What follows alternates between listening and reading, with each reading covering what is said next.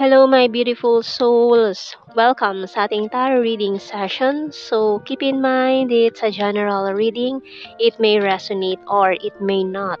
Kunin niyo na lang po kung para sa inyo and leave the rest. Maaaring mag-shift ang energies or magkabaligtad ang sitwasyon. Kaya kayo na pong bahala kung saan kayo nakalugar sa reading natin. Okay? So, let's see. Emperor, strong Aries. Very bossy. Very bossy fire sign. Oy, 5 of Wands and the 3 of Wands. Strong fire. Aries, Leo, Sagittarius. Ayan. And na naman tayo sa mga conflicts, sa mga naging pagtatalo, nagkaroon ng long distance situation or malayo na naman talaga kayo sa isa't isa in the first place. 4 of Pentacles. Still holding on, di makabitaw. The Knight of Pentacles, the Hangman. Uy, another 5. 5 of Swords. And this 9 of Pentacles. Okay, Knight of Wands. Okay, so marami tayong mga nasagap dito na single. Medyo matagal na parang for some of you, nasanay na kayo na single or matagal ng single, kaya parang go with the flow na lang. Kung may darating, meron. Kung wala, parang ganun. Pero kasi, kaya hindi pa rin magawang magmahal, kung sino man to sa inyo, ikaw or siya, hindi pa rin niya magawang magmahal dahil may something pa rin siya in the past na hindi niya mabitawan. Umaasa pa rin siya na mabibigyan to ng ng pagkakataon. Hindi pa rin niya mabitawan yung feelings na yon. Kaya yun ang nagiging dahilan kung bakit hindi niya kayang magmahal ng iba or hindi niya kayang pumasok sa isang relasyon. Kaya matagal siyang hindi nakipagrelasyon kasi yung taong yun lang ang gusto niya eh. So, tinampa natin. Anong message ng Archangels? Kumbaga, kung itong taong ito yon, your past or person mo to from the past, hindi niya kayang magmahal ng iba dahil ikaw pa rin yung nilalaman ng puso niya. Or kung ikaw naman to, parang hindi mo pa rin kaya magmahal ng iba dahil yung taong yun pa rin ang laman ng puso mo. Comfort by Archangel Azrael.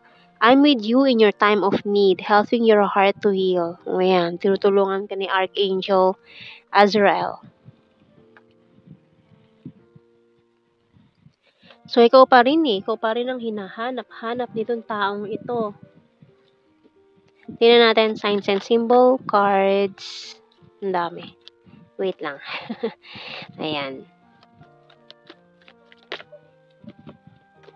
The rain, reminiscing the past. During rainy days, nagsasenti. We have the tree, coffin. Pinilit ng ibaon sa limot pero hindi pa rin malimot-limutan. Naghihintay pa rin ng call. Mask. So matagal siya kasing nagpanggap.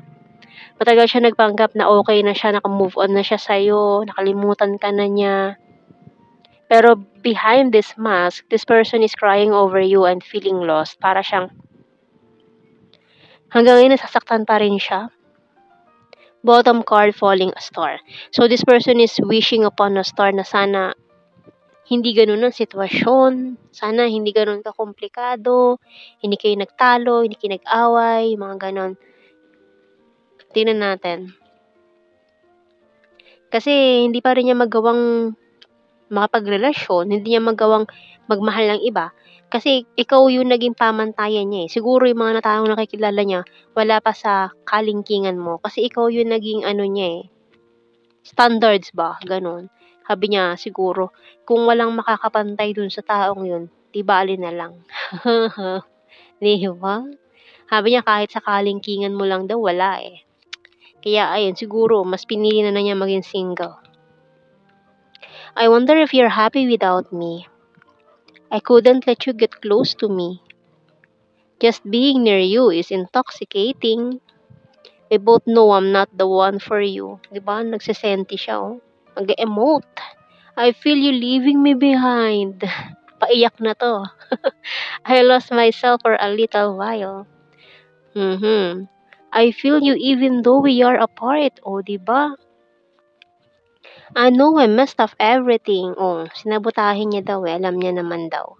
And I hope that you can forgive me one day. Parang paiyak na to eh. Ayan, parang konting udyok na lang iiyak na eh. So, tingnan natin. Tarot messages, oracle cards. You excite me. Feeling left out in the cold. Can we talk? I want you back. One solid foundations. I'm strong and independent. I love your humor and you're my strength. Ikaw ang aking lakas. Uy. Can't decide. Pero for some of you, undecided. Parang nag-iisip-isip pa, nag-aalangan. Okay, tingnan natin sa initials.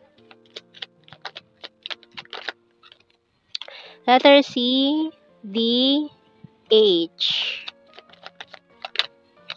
Letter F, S, P. Oops. V, X, and Y. Ayan. Bottom card, L. Ayan ang ating mga initial. So, tingnan natin kay blue card. We have here, may mga natali sa karmic relationship. And ayan, mga confessions. Nako. And prophecy. So, kung ano yung nakasaad sa prophecia ay matutupad. And tingnan natin general signs messages. We have here logical, very lucky, travel. And kung long distance kayo, yan, gagawa siya ng paraan, mag-travel siya para lang makita ka. Quiet person, nature lover, funny, the one, one, eye contact, Visayas, Virgo, killer smile, South PH, food lover, fire sign, Aries, Leo, Sag, runner card, ex-lover, other country, twin flame, mirror card, city, ayan mga plastic persons around you, high expectations, amazing, talented, present lover, divine masculine, Sagittarius, sexy body,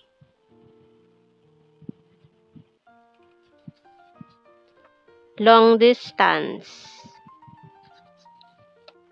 Sword is air sign, Gemini, Libra, Aquarius, sama natin to. Flirtatious, and Libra. Yan ang ating reading, my beautiful souls. Thank you for watching. Take care and God bless. See you in our next reading, guys. Bye-bye.